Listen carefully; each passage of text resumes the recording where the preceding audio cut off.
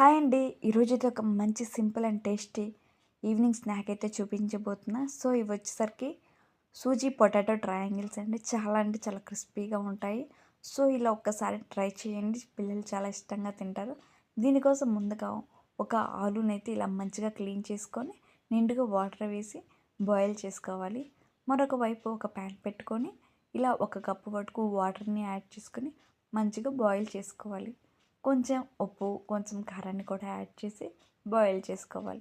ఒక కప్పు వరకు బొంబాయి రవ్వను కూడా వేసుకొని బాగా మిక్స్ చేసుకోవాలి.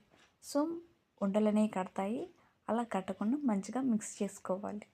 ఇలా బాగా కలుపుకుంటూ మనం కొత్తిమీరని కూడా బాగా చిన్న చిన్న ముక్కలుగా కట్ చేసి ఇలా వేసుకొని కొత్తిమీర ఇలా లోపల మొత్తం కలిసిపోయేంత వరకు బాగా బీట్ చేసుకోవాలి. సో ఇలా మంచిగా మిక్స్ చేసుకొని దీంట్లో కొంచెం జీలకర్రను కూడా యాడ్ చేసుకొని మరొక్కసారి బాగా కలుపుకోండి. ఇలా కలుపుకున్న బ్యాటర్ని మొత్తాన్ని ఒక బౌల్లోకి అయితే తీసుకొని పక్కన పెట్టేసుకోవాలి. ఇది మొత్తం చల్లారేంత వరకు పక్కన పెట్టేసుకోవాలి. మరోవైపు మనం ఉడికించుకున్న బంగాళాదుంపని తీసుకొని ఇలా మంచిగా తురుముకోవాలి. సో ఇలా చిన్న చిన్న హోల్స్ ఉన్న వైపు మంచిగా తురుముకోవాలి. ఇలా తురుముకోవడం వల్ల లోపల పొటాటో అనేది చాలా అంటే చాలా సాఫ్ట్గా ఉంటుంది కాబట్టి బాగా కలుపుకోవడానికి మంచిగా ఉంటుంది. సో ఇలా నేను చూపిస్తున్న విధంగా పొటాటో మొత్తాన్ని ఇలా మంచిగా తురుముకోవాలి.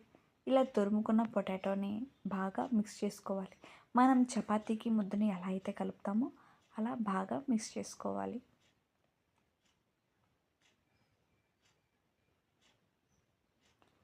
సో ఇలా చపాతీ ముద్దగా పెట్టుకున్నదని ఒక హాఫ్ అన్ అవర్ పాటు పక్కన పెట్టేసుకోవాలి. ఇలా పక్కన పెట్టేసుకోవడం వల్ల లోపల సూజీ రవ్వ అనేది మంచిగా సాఫ్ట్గా అయిపోతుంది.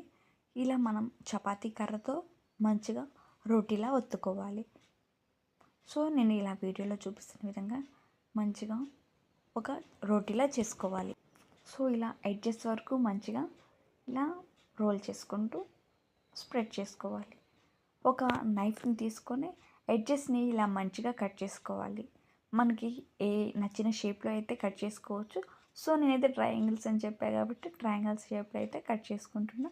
సో ఇలా అన్నింటినీ తీసేసి మంచిగా ట్రయాంగిల్ షేప్లో కట్ చేసుకోండి.